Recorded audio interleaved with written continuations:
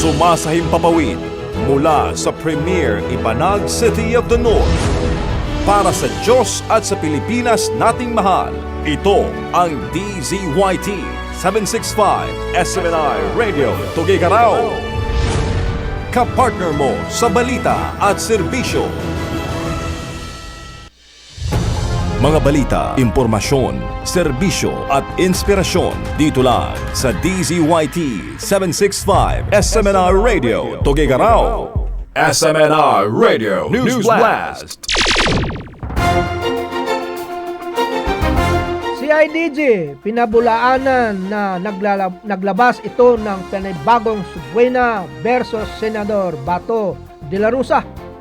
Pinabulaanan ng Philippine National Police Criminal Investigation and Detection Group o PNP-CIDG ang mga ulat na naglabas ito ng panibagong subwena laban kay Senador Ronald Bato de la Rosa.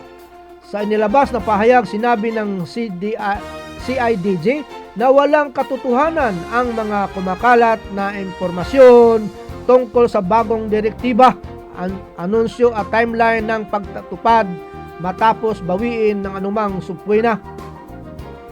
Nanawagan din ang CIDG sa media na at publiko na tigilan ang pagkakalat na hindi beripikadong impormasyon na maaaring makasira sa mga umiiral na proseso at relasyon sa mga institusyon. Hinimok din ng ahensya ang publiko na maging maingat sa pagpapakalat ng mga ulat kaugnay kay De La Rosa at mga kasulukuyang kaganapan sa kaso.